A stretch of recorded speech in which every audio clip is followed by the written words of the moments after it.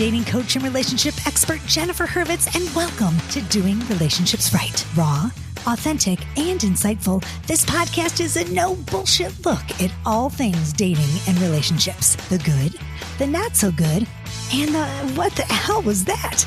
No worries, I've got you, and we'll figure it all out together without taking ourselves too seriously here on Doing Relationships Right. Here you are at midlife. Your boobs have entered a new zip code. You have genes older than your daughter's new fiance. And now you're single again. But is that cause for a crisis? Hell no. It's time to pick yourself up, Buttercup.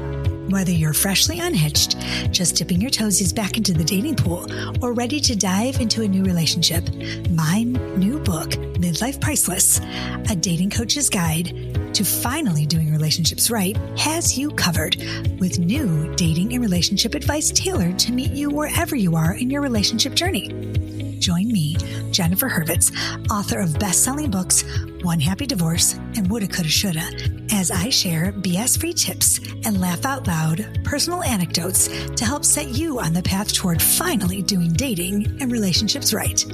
Grab your copy of my new book, Midlife Priceless, at jenniferhurwitz.com. That's jenniferhurwitz.com. Good morning. Good morning. This is Doing Relationships Right. I'm Jennifer Hur, and I'm back today. It's Tuesday. It's a podcast Tuesday, or maybe it's a Thursday. I don't know what day it is. It could be any day because you know what? It's a Just Jen episode. And when I feel like throwing up a Just Jen, okay, not throwing up a Just Jen, but you know, like putting up or putting on or airing or recording or doing a Just Jen, I'm just going to do it because I have so many good ideas this season and I have so many things I want to share with you and talk about. And I just feel like doing Just Jens whenever I want. So hi, it's me.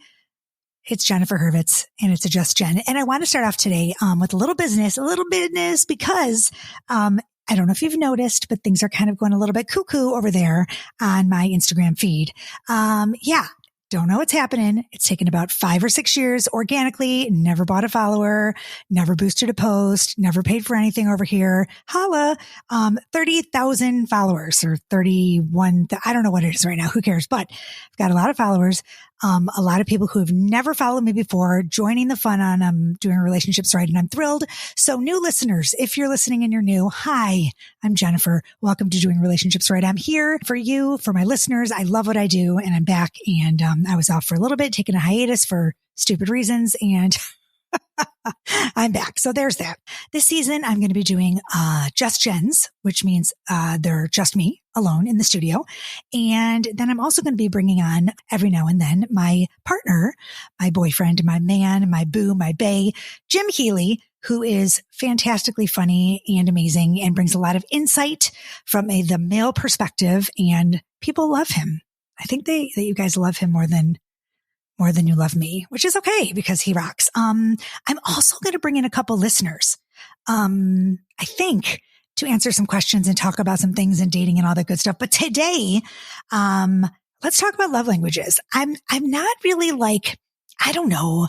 I haven't been like a huge fan of love languages my whole life. Like I'm like, it's a love language, blah, blah, blah. But when I started dating my boyfriend, 7 years ago, you know, I noticed his attachment style. I noticed his love language and it was way different than mine and blah, blah, blah. And I liked words and he liked physical touch and all this stuff. And I was like, well, yeah. It's like the hot topic and the whatever. So we broke up and I dated somebody else and I was like, whoa, it was like totally a different, like, you know, scenario because my love language and this new guy's love language were so like, it just was like, just so different. And I noticed the changes in love languages. And I also realized that being a coach, sometimes you forget that like you need coaching too.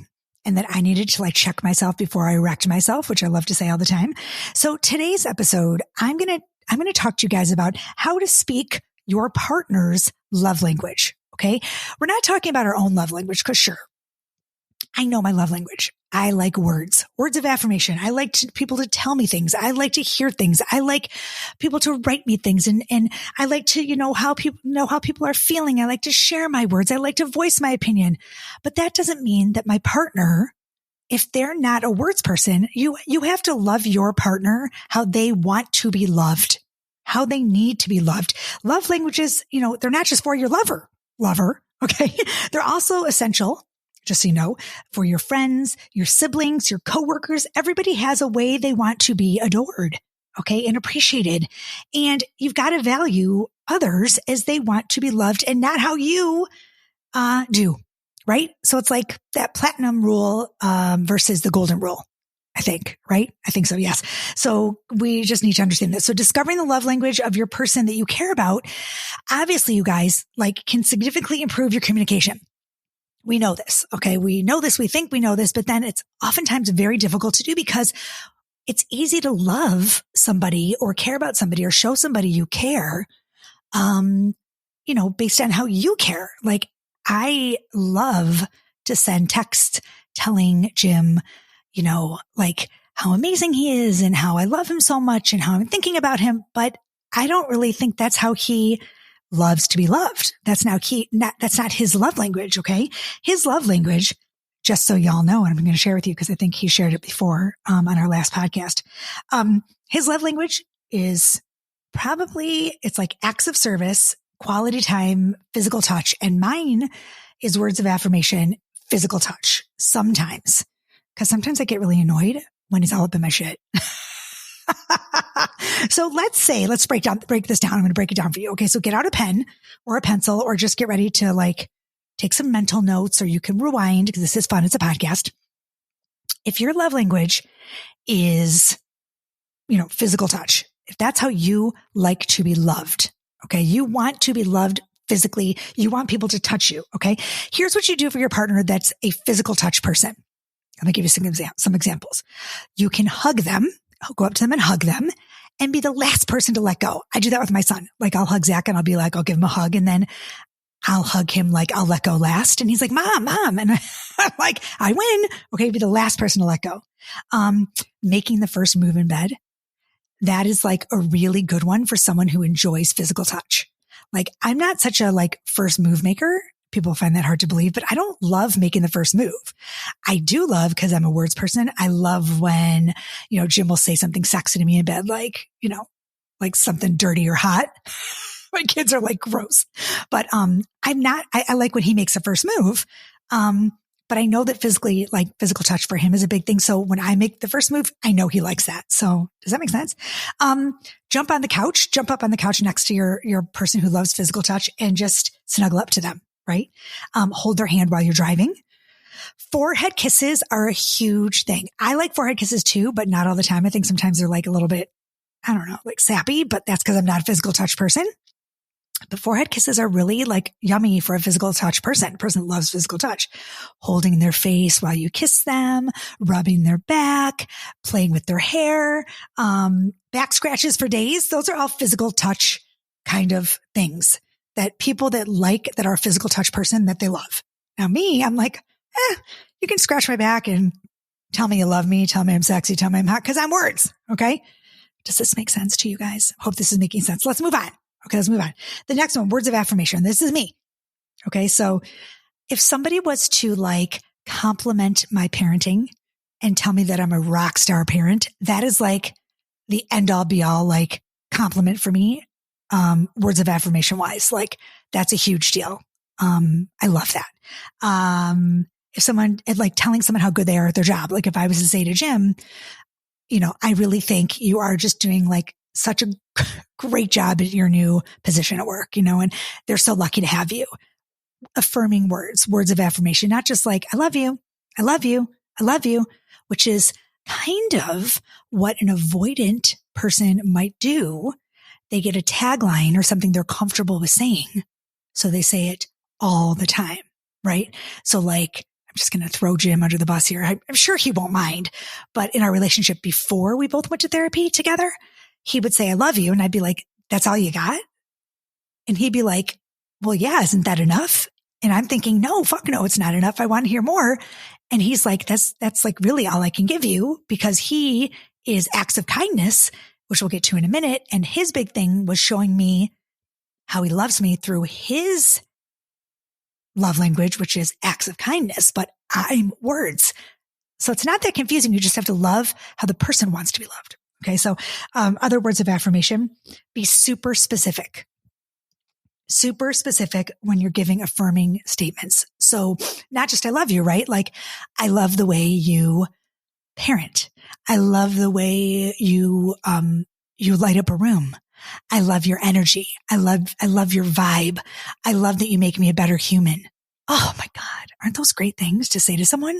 Like if they're a words person, I just think they're great. Tell them how you feel when they're around you, right? Like, I feel so calm when you're in the room. Like with Jim, I'll say to him, you're my rock, or like, you complete me. Or you make me a better person. Your world is a better place. How about your energy is infectious, or everybody loves to be around you. Those are really good ones. And then another one for a words person is to ask them how they're feeling. Like when Jim says to me, hey, Jen, how was your day? You're like, how are you feeling? And it's not just about asking them how they're feeling, a words person, but then actively listen. Like listen to them, right? Like not just ask them and then turn around and like walk out the door, or like go to your, go check your phone or go upstairs and, take a shit or something. But like actually listen, like, hey, how was your day? Or, how are you feeling? Or what's going on? And then sit down and listen to them. Those are all really important for people whose love language is words of affirmation. I love this episode. Oh my God. I'm like so excited about it. I don't know why, it just really makes me happy. A person with quality time, a person that values quality time, if that's their love language, if quality time is their love language, here are some things you should do together. Okay. Like it's really important because they value quality time, right? So taking classes together, maybe going to take a cooking class, maybe yoga, but like tantric yoga, where you're actually maybe touching and like together, but no words, just making eye contact, running errands together, grabbing ice cream, going for a hike, starting a new show, and like just being in the same room. I tell Jim all the time, like, I just want to be with you. I just want to share your space, because he likes quality time. He likes to be with me and I like to be with him. We don't necessarily have to be doing something. I just like to breathe the same air. And I tell him that with my words. So I'll say, I just want to be with you. I just want to be in your space. I just want to share the same space. And I think that means a lot to him. Cook a new recipe, make a new drink. Oh my gosh. I mean, like lay in bed together next to each other and just read the news on your iPhones or on your Samsungs, whatever you choose, your devices. Play Wordle, do a crossword puzzle. Just share the same air. I think that's really important for people who love quality time. Just to show them that you care enough to spend time, with them. It's like super important. Okay. Acts of service. This is Jim all day long.